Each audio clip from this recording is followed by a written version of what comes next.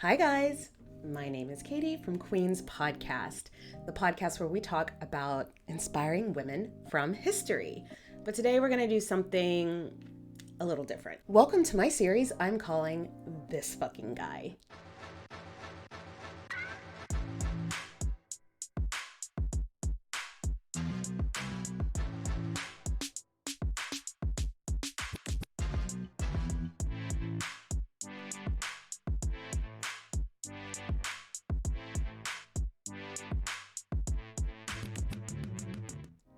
Today we're talking about Charles II of Navarre. He's also gone down in history known as Charles the Bad, because historically, people have not always been very creative with nicknames. This guy was an absolute shit starter. However, if you know anything about him, you probably just know about his gruesome death, which we are definitely gonna get to. But there's so much more to this fucking guy. This dude caused so much drama in his life that it was almost impressive. His mother, Joan II of Navarre, really should have been Queen Regnant of France. However, she had a uterus, and that was generally frowned upon. So she was given the crown of the small country of Navarre. And then her great uncle and his descendants would then go on to be the kings of France. Charles spent his entire life with this huge chip on his shoulder. He was really pissed that he wasn't in line to be King of France, and now it was everybody else's problem. Navarre is part of modern-day Spain, but in the 14th century, it was its own independent country, but also kind of owned by France. It's really confusing, but it doesn't really matter all that much. But this fucking guy didn't want anything to do with Navarre, and he spent as little time there as possible, which is really inconvenient, given that he was the king of Navarre. But yeah, he hated it. He resented being their king. But there was one thing he liked about Navarre: the taxpayer dollars that he needed to fund all this bullshit that he was about to start. Okay, let's do some scene setting. During the 14th and 15th century, England and France were involved in a conflict known as the 100 Years' War, which actually lasted for 116 years, but that's not as catchy. At this time in the story, the major players in the 100 Years' War are the King of England, Charles's cousin Edward III, and the King of France, Charles's cousin / father-in-law, John II, also sometimes called John the Good. Charles the Bad, John the Good. It was a simple time. Also, let's just assume that everybody in this story is second cousins. Don't try to figure out this family tree. It's a wreath. Basically, the King of England thought that he should also be the King of France.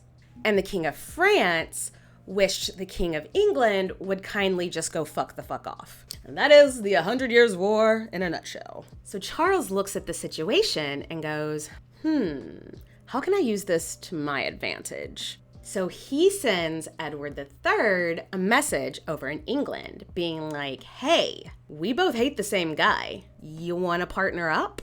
We should work together. Charles offers Edward the chance to sneak into France through Navarre to catch the French unaware. And Eddie is like, fuck yeah, let's do it. This is great. He starts loading up the boat. He's on his way. But obviously, Eddie and the English don't know Charles all that well, because this fucking chaos goblin then goes to the King of France and says, hey, I've offered the English the opportunity to come through my country to attack your country. And unless you give me lots of money and titles and land and power, I'm going to let them do it, and I'm going to help them.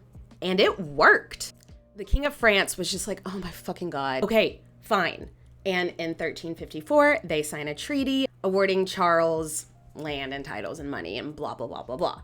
Also, Charles had John's best friend and maybe lover murdered in the streets in cold blood, an act that he openly took credit for. And John still rewarded his bad behavior. That is how bad he just truly wanted this guy to fuck off. Oh, but guess who they conveniently forgot to tell about this new deal? Eddie and the English. And their troops are still loading up the boat, like they are about to leave for Navarre. Do we think he conveniently forgot to tell the English? Of course not. This man lived for the drama. So Edward III had a son who historically has been known as the Black Prince, which is pretty fucking metal. He hears secondhand that Charlie has double-crossed them, and he is pissed. So you think that after this, everyone would look and go, okay, we're not trusting that fucking guy ever again, and just not work with him and avoid him like the plague, right? Nope. He did like the exact same thing like a year later. And then he did the exact same thing with the kings of Aragon and Castile. This fucking guy has one move, and you're all falling for it. Multiple times.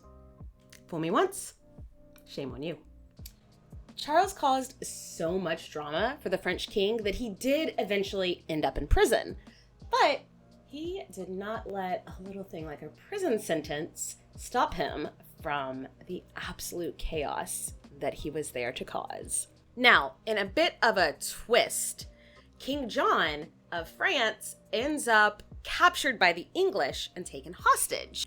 And the entirety of France, loses its mind. It is anarchy in the streets. And guess who loves anarchy? He manages to escape from prison and convince the prince, who is now, acting as the king, you need to basically put me in charge. I should be running France as king while the king is out of commission. I have to assume Charlie had some riz or something, because he somehow amassed this big group of followers that were really supporting his claim. The poor prince. How do they say it in French? The poor dauphin. Dauphin? He was so in over his head. He was so overwhelmed. He was running the country while his dad was in prison, and he didn't know what the fuck he was doing. And Charlie really took advantage of that shit. And he came so close to actually getting his way. But just before he could be granted everything he'd ever wanted, John is let go from prison and is heading back to Paris. So Charlie is like, okay, I gotta bounce. I gotta get the fuck out of here. But he decides just fleeing wouldn't be dramatic enough. So he goes out of his way to free every single prisoner from every Parisian jail and then heads back to Navarre. Why? What does he accomplish with that? He just did it for the drama, y'all. So fast forward a little bit, and eventually Charles has pissed off everybody. His reputation is so bad towards the end of his life that nobody will even work with him. His kingdom is just kind of a laughingstock. No one wants to trade with him. No one wants to work with him. He's got a bad reputation, is what I'm getting at. He deserves a bad reputation. But now, on to the gruesome death. Yes, if you Google Charles II of Navarre, Google him, if you look him up on TikTok or even here on YouTube, what you're probably going to find are stories of his death. Because this fucking death scene, y'all. Story goes that on New Year's Day in 1387, Charles is at home and he has some kind of skin condition. And because the old-timey medicine is horrifying, what his doctors decide to do is dip linen into brandy and then wrap him up in the linen and sew it shut. And then he'd go to bed. And when he woke up in the morning, he would be alleviated of whatever. And now, I have no idea if this story is true or if this guy was just hated so much that people just wanted to give him a really dramatic death scene. But yeah, the story goes that his maid came into the room to kind of turn everything down, get everybody ready for bed, and she leaned over him while holding a candle. Remember, he is sewed into linen, soaked in brandy. He is probably at his most flammable he's ever been in his life. And that's what happened. He went up in smoke, trapped in his bed. So whether that is true or not, I would say that it is a very dramatic way to end the life of a very dramatic guy. So that was Charles the Bad. Let me know what fucking guy you might want to learn more about. Cheers, bitches.